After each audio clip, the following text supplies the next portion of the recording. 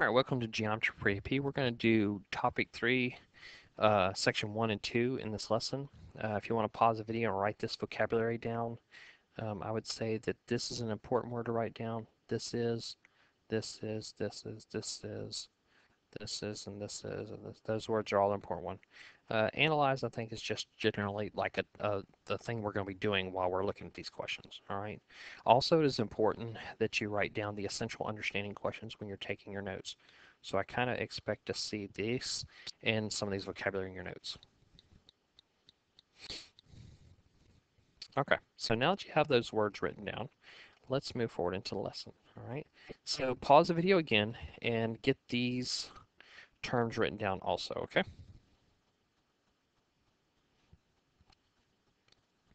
All right, so parallel lines. If we're looking at parallel lines, they are always coplanar, so make sure you highlight that or mark that in your definition. And so parallel lines are lines that do not intersect, they're on the same plane, so they gave us an example of AE and BF. They're on the same plane, they're on the front of the box, and they never touch. They are always coplanar, so parallel lines are always coplanar if you were asked. All right, skew lines, that's where people have a problem.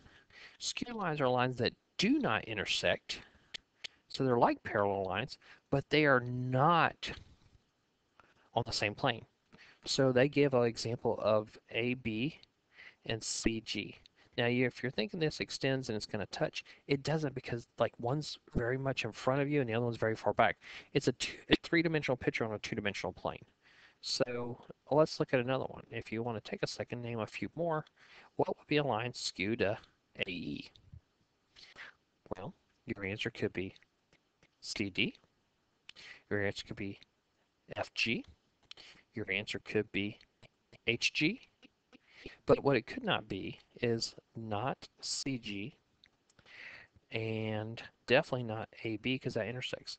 You could have BC. That would be another skew line. Now, if you tried to pick DH, that wouldn't be right either because that would be parallel. All right, so make sure you practice those skew lines and know those. And finally, parallel planes, just like parallel lines, they do not intersect. Now, something I'm noticing the book doing, and I want to point this out to you, they're using 4 letters for planes. We do not do that, so please don't. So if you scratch out one of these letters, you'll know the plane better. Don't ask me why the book's doing this. It's weird. They do things different sometimes. But all-state testing only uses 3 letters. All right, so when you have lines cut by transversals, so we got line L, we got line M, and they're just going along, and yes, they're going to intersect, but when they're cut by a transversal, you create these 8 angles. And you learn this in junior high, you learn these names, and so we're going to go back over them again. So, but you need to know that what's created. So we got the line here, and we got the line here, and we got this line here. And so it creates this interior area, and this area is the outside. So interior is between the 2 lines, exterior is outside the lines. All right.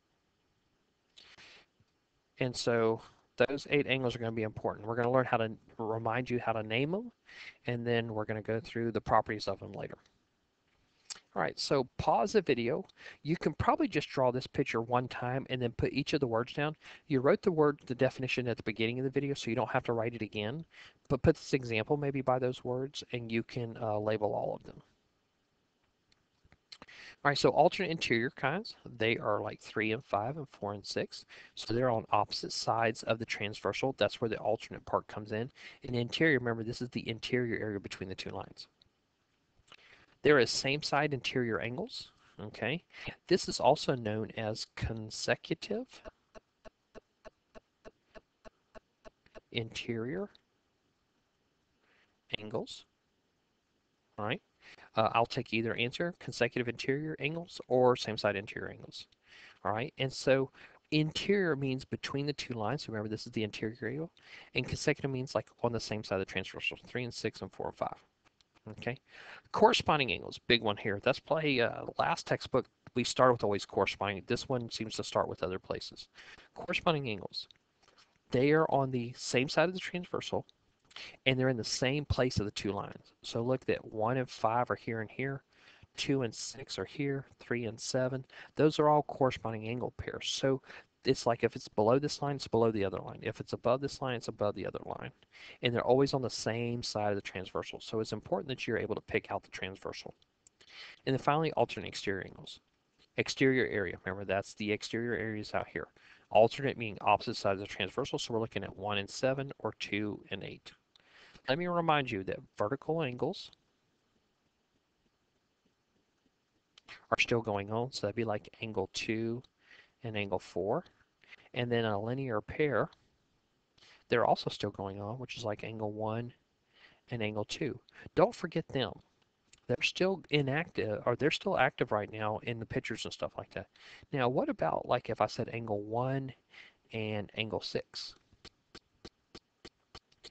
Well, there's no name. Not every pair of angles has a name. So this doesn't have a name, so don't create one, don't make one. You're going to get mixed up. Not everything has a name. All right, so pause the video, try these 4 questions.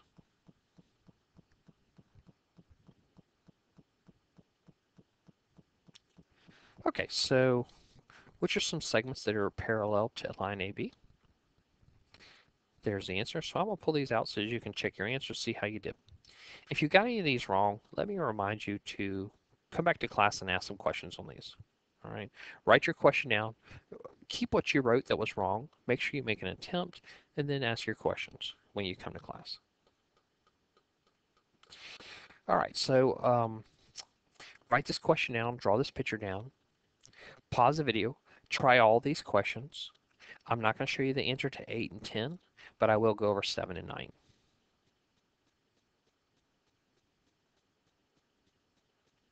Okay, so now that you've done these problems and you paused the video and you did your problems, let me show you the answers I want. So number 7 says corresponding angles. The only pair of corresponding angles on here would be angle 7 and 6. 7 and 6 are corresponding. They're formed by line A and line B, and their transversal is line C. That's what the directions say up here. Okay. Number 9. Number 9 is kind of a stranger. It says same side interior angles. So one set would be 5 and 6 are the same side. They're for lines D and E with the transversal of B. Another set that we could have, let me get my pen going here, would be angle 2 and angle 4 formed by lines E, oops, sorry there, E and line B with the transversal of C. So there's actually another pair too. You could also have 1 and 3. So there are multiple pairs there that are same side interior. Now this is just about naming. This is not about their properties yet. They don't have any properties when you're just naming them. There's a special situation that happens when you have properties. So make sure you have 8 and 10 down also, okay? All right. So we're moving on to the second part. So the first part was finding the names of the 8 pairs of, or the angle pairs, and really learning what parallel lines and skew lines were. This one, we're going to talk about special properties. So it says the special angle pairs formed by parallel lines. That's the key right there. Parallel lines and a transversal are congruent, supplementary, or both. So we got multiple different types of situations going on. All right. You don't really need the vocabulary now for this. All right. So get your postulate theorem sheet out. Highlight this postulate 3-1. Highlight the postulate or theorem 3-1 also. And so same side interior angles. It says if the lines are parallel, then the same side interior angles are supplementary. That means part plus part is equal to 180. So 4 plus 5 is equal to 180. 3 plus 6 is equal to 180. Those are the same side interior. If you have parallel lines also cut by transversal, whoops, that's weird. And again, it's cut by transversal. I keep grabbing that point there. I don't want that point. All right, so transversal on parallel lines, the alternate interior angles are congruent. So that means 4 and 6 are congruent, 3 and 5 are congruent. I would put these diagrams next to your postulate and theorem sheet so you can have them to see the picture. All right, here's another theorem 3-2. This one says again, if you have parallel lines, then the corresponding angles are congruent. So 1 and 5 are congruent, 2 and 6 are congruent, 3 and 7 are congruent. So you got to be able to recognize the name of them, and then you got to know the property. But remember, this property only happens if. So look, we got an if then. If the lines are parallel, then the corresponding angles, all those, are congruent. Here's another one, the theorem 3-3. This one says if you have parallel lines, the alternate interior angles are congruent. So 1 and 7 and 2 and 8. So have all those highlighted. I would draw these pictures next to your postulates and theorems just to help you see them when you need to. Many of you guys are visual learners instead of auditory, so you're hearing me, but you really need to see things. All right, so here's a practice problem. All right, so we're looking, you see these two marks? Those are parallel marks. There's a 90-degree angle there. That's there to distract you and throw you off. So don't be messing with that. It's not there for anything. Because over here is where we have the angle. So if we got this line and we got this line and it's cut by transversal, what's the special name for this pair and this pair? Well, they would be same side interior angles. And we know that same side interior angles of parallel lines are supplementary. So that means x plus x minus 50 equals 180. And so let's make sure you finish solving that problem. Find x, and then plug it back in and tell me the angle measures. Now let's look over here. Again, two parallel marks. So these are my two parallel lines. Here's my transversal. And so I'm looking at this angle here and this angle here. Well, they're on the same side of transversal. And so therefore, we know their name is corresponding angles. And we know that the setup would be that they are congruent. So that means 3x minus 10 equals x plus 40. I want you to solve for x, and I want you to tell me what each angle measure would be. If you need some help with this, then make sure you have some questions written down or say I need some help to finish solving. But this is all algebra from this point on. All right, so this one has a star. I'm going to want you to make an attempt on this problem, pause the video, work this problem out.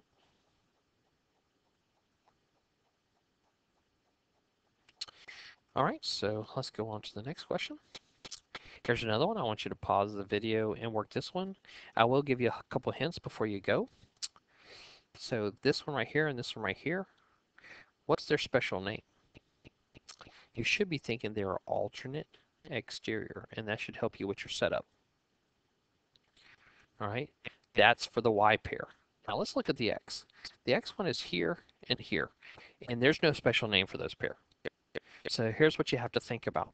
What can I do with this information? I got two pairs of parallel lines, so that means this angle right here and this angle right here, those are corresponding angles.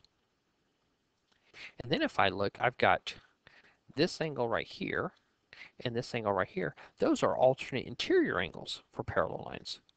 Well, if the two corresponding are congruent and the two alternate interior are congruent, they're both equal to each other right there. We can use the transitive property to say that those two have to be equal. So that gives you your setup for x. Make sure you solve for x, solve for y. That's all I'm asking this time. You don't have to do the angle measures. And so let's move on to the next page.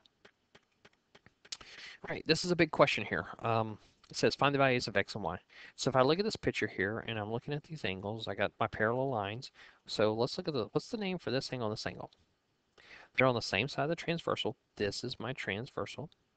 And so therefore, same side transversal and both on the interior, that is same side interior angles. And we know that those two have to add up to be 180.